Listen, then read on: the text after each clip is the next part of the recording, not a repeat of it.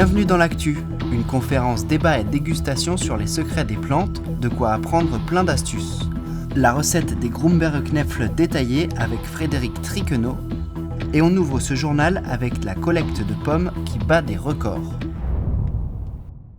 Ils étaient nombreux à venir déposer leurs récoltes à l'hôtel d'entreprise à Gundershofen.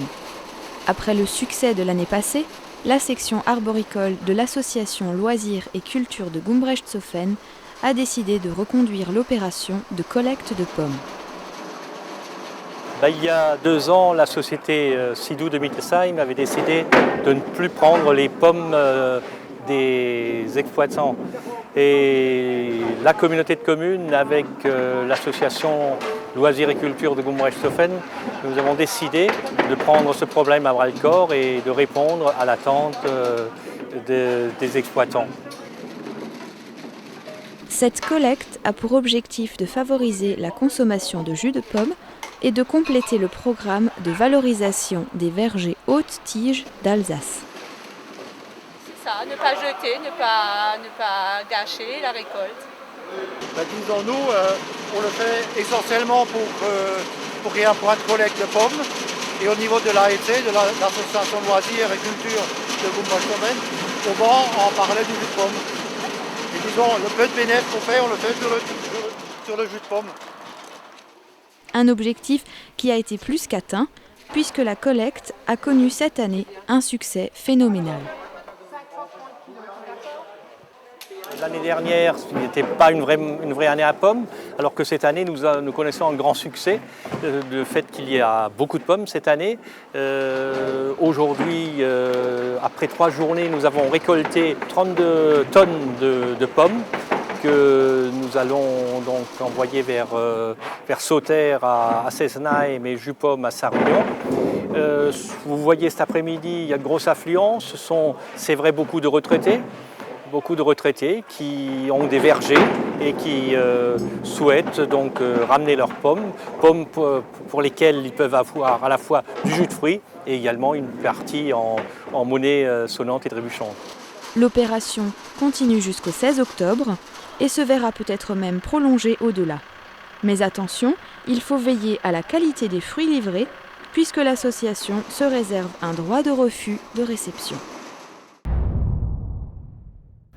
Pour tout savoir sur les plantes et connaître quelques secrets de grand-mère, il fallait être présent à la Maison Rouge de Merzwiller le 24 septembre.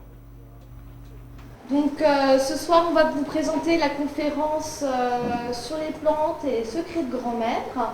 Donc, elle est organisée par l'association Réseau Animation Intercommunale en partenariat avec la commission Culture et Jeunesse de la ville de Merzwiller. Donc ce soir, la conférence sera animée par M. Pillman qui va se présenter et vous présenter un petit peu le déroulement de la soirée. Le jardin de cet herborisateur ne ressemble à aucun autre. Il se passionne pour la nature et les vertus des plantes depuis de nombreuses années. Alors, mon histoire débute à l'âge de 25 ans. Donc ça fait 30 ans que je suis dans cette démarche. En 2 heures, il a passé en revue les astuces les plus utiles, comme par exemple l'oxalis pour les aigreurs d'estomac. Donc c'est l'oxalis aussi. Alors une feuille, il suffit de prendre une feuille, de la mastiquer et ça disparaît au bout de 3 minutes. Une décoction ne se boit jamais.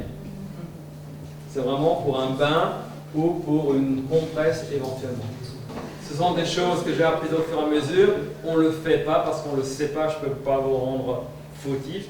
Les papilles sont servies puisqu'Amand Billman a cuisiné un carpaccio de pommes aux orties pour les nombreux convives qui avaient totalement rempli la salle. Voilà, vous écrasez les piquants. La soirée s'est finie avec la dégustation des aliments sains, encore très rares dans nos assiettes. Alors bonjour et bienvenue. Aujourd'hui nous accueillons Frédéric Triquenot. Bonjour Frédéric. Bonjour. Alors aujourd'hui Frédéric, qu'est-ce qu'on va préparer ensemble ? Alors ça fait longtemps que je veux faire les quenelles de pommes de terre, Grumbeerknödel en alsacien. C'est un plat très ancien Et j'y pense depuis longtemps parce que je ne le vois nulle part, ni dans les restaurants et les gens ne les font plus beaucoup. Alors, par quoi on commence? Qu'est-ce qu'il y a comme ingrédients Alors c'est très simple, il ne faut pas beaucoup d'ingrédients, c'est un plat rustique. D'accord. Où il ne faut, donc à base de pommes de terre. Mhm. Donc là, on a pris 9 pommes de terre au total, c'est pour une quantité, je dirais pour 3 personnes. D'accord. Si on le fait une fois par an pour une plus grande quantité, 6 personnes ou plus, il faut simplement multiplier par 2 ou par 3. D'accord. Donc, mais il faut aussi savoir qu'il faut râper toutes ces pommes de terre et que c'est beaucoup de travail. Mhm. Il faut donc 3, pour cette quantité-là, ça fait 9 pommes de terre, donc ça fait 3 par personne, on peut dire. À peu près, oui. Donc 3, on va faire 3 cuites. D'accord. Et celles-là, on va les râper crues. Crues. Et donc, c'est quel type de pommes de terre exactement? Alors voilà le grand secret de cette recette, c'est la bonne pomme de terre. D'accord. Donc il va falloir prendre une pomme de terre à chair farineuse. C'est absolument indispensable pour cette recette. Donc vous avez bien noté des pommes de terre à chair farineuse. Voilà. Voilà. Donc on va commencer par quoi? On va déjà cuire ça. Ouais. Et pendant les 10 minutes, bon, on va les faire la cocotte minute, ça allait plus vite. Et puis pendant ce temps-là, on va s'attaquer pour râper ces pommes de terre-ci. On va les laver? Oui, d'accord. Ça se fait vite fait. Donc on va les peler aussi, celles-là? Non, on va les peler après. D'accord. Donc on va les laver rapidement. J'ai déjà préparé l'eau dans la cocotte minute, un fond d'eau, mais pas de sel. Bien, nous avons mis ces 3 pommes de terre à cuire, 10 minutes à la cocotte minute. Nous allons laver celle-ci, donc je te laisse chacune la moitié. D'accord, pas de problème. On va aller à l'évier pour les laver.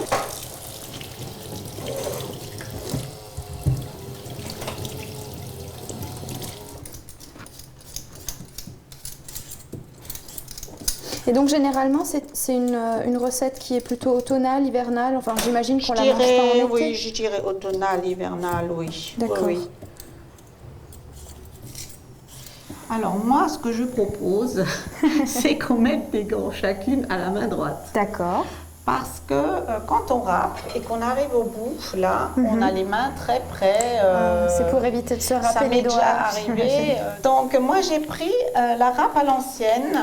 C'est cette râpe courbée avec un trou qui est comme un trou explosé.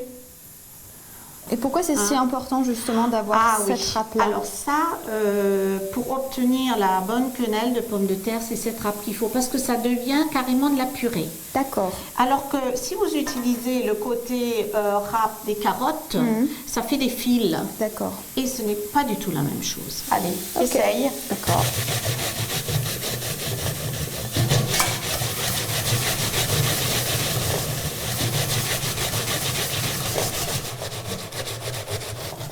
Et donc pendant ce temps, nos autres patates cuisent dans la cocotte. Oui, j'ai regardé l'heure, oui. Donc 10 minutes, c'est ce que tu disais. Hein? Bon, maintenant c'est la surprise. Alors toute cette masse, on va la passer dans un torchon, enfin plutôt dans un genre de filet. D'accord. Pour en extraire toute l'eau de végétation. D'accord. Parce que plus c'est sec, plus c'est bien. Plus ça tient. Parce qu'il ne faut pas que la quenelle, après, dans l'eau, elle s'émiette. Oui.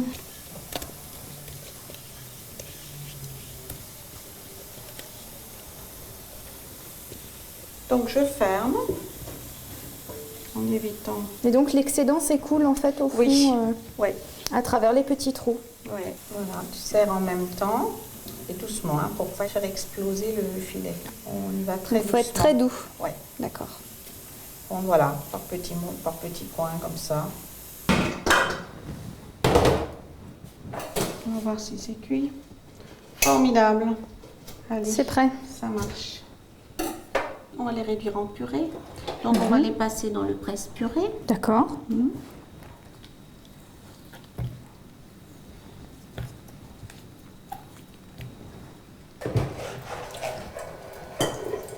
Donc en fait, tu as mélangé les pommes de terre crues avec les pommes de terre qui ont été cuites à la vapeur. Oui. D'accord. Bien. On va faire notre masse maintenant. Il nous faut une fourchette. D'accord. Un œuf. Oui, d'accord. Pour la liaison. Donc tout dans la même, Oui, on va tout mélanger dans le même là-dedans. saladier. Mhm. Voilà. D'accord. Ensuite, sel, poivre, muscade. Mhm. Ça, c'est pour assaisonner. D'accord. Et je vais mettre un peu de semoule de blé dur. On pourra ressaler si c'est nécessaire tout à l'heure. Hein. D'accord. Parce qu'on va aussi le manger avec des lardons, donc un peu de muscade. Ça, voilà, suivant le goût des personnes. Mhm. Il y en a qui aiment beaucoup la muscade, d'autres Oui. pas. Hein.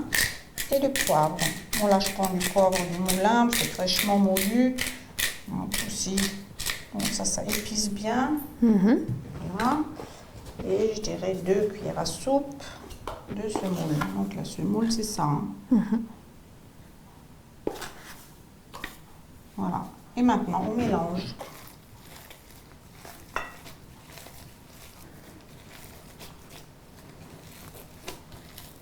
Nous avons une eau frémissante. Hein. Je dirais même qu'elle est déjà bien frémissante. Je mets un peu de farine sur ma planche. Mhm. Je prends un peu de pâte. Donc ça, c'est à l'ancienne. D'accord. Bien sûr, on peut faire ça. Hein. On roule un peu, on se fait sa petite quenelle, plouf. D'accord. Mais, alors, notre maman, notre chère maman, elle fait comme ça. Donc, elle se fait sa quenelle et hop, D'accord. elle prend un peu de pâte, elle roule dans la farine un peu. Ouais, vraiment comme les spätzle, quoi, un Aussi. peu râpé. Ouais. Donc, on va attendre de voir ce que ça donne. Visiblement, elle ne s'émiette pas. Mhm. Ça Et s'effrite pas. quand elle va remonter à la surface, C'est que c'est prêt. elle est cuite. Et là, j'en mets pas, je mets juste la quantité que je mets de pâte et puis ça a le temps de lever tranquillement, de D'accord. remonter. Hein. Je remplis pas jusqu'à ce que ça puisse c'est sûr. remonter. C'est sûr. Hein, j'en mets raisonnablement. Donc maintenant que les Grumberg-Knefle sont prêts, qu'est-ce qu'on fait maintenant? Alors la garniture, Mhm. voilà, il faut des oignons, D'accord. du lard,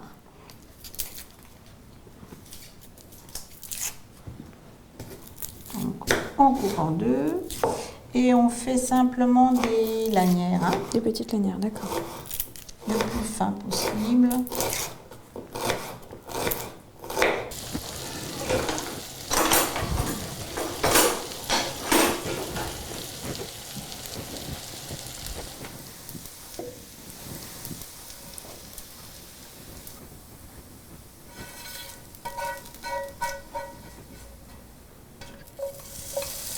Et là, pas besoin de matière grasse, hein, puisqu'elles vont rendre... Donc là, on sent dans le fond que qu'il y a de la C'est bien matière. gras. Hein. Mhm. Ouais. Donc moi, je dirais que c'est bon là. Ouais. On va mettre dessus, peut-être? Tiens. Comme ça. Et dans cette casserole, On on met y tout de va. suite. Allez. Peut-être pas tout. C'est bien. Et Donc là, je on a prends- éteint complètement le feu. On peut. Non, j'ai pas éteint, mais Mais j'ai fait très petit, doux, quoi. hein, parce que Mhm. la crème, quand même, Ouais. c'est la touche finale.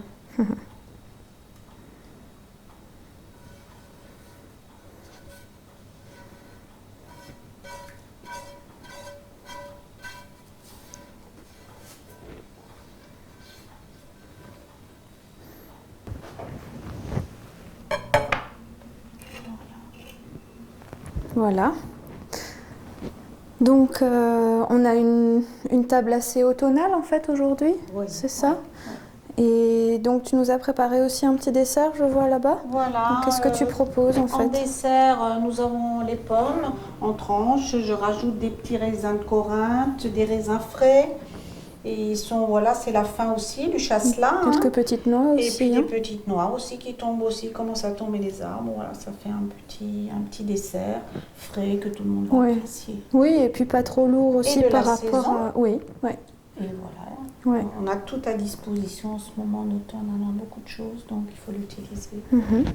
Et donc, au niveau du vin, qu'est-ce qu'on peut Alors voir à le peu vin, près Je dirais un vin blanc d'abord, plutôt qu'un rouge. D'accord. Puis on est en Alsace aussi. J'ai choisi un vin de notre cave qui est à Clébourg, donc dans les Vosges du Nord. D'accord. Le Pinot blanc, qui s'appelle l'Auxerrois. D'accord. Qui est un vin fruité, léger, et même un peu moins acide que le Riesling, donc il va aller très bien. Donc c'est quelque chose d'un peu sec, mais tout en étant assez frais, quoi. C'est un vin sec et fruité quand même. Oui. D'accord. Voilà. En tout cas, merci Frédéric. On aura appris beaucoup de choses avec toi aujourd'hui, et puis à très bientôt. D'accord, merci. Et bon appétit. Bon appétit.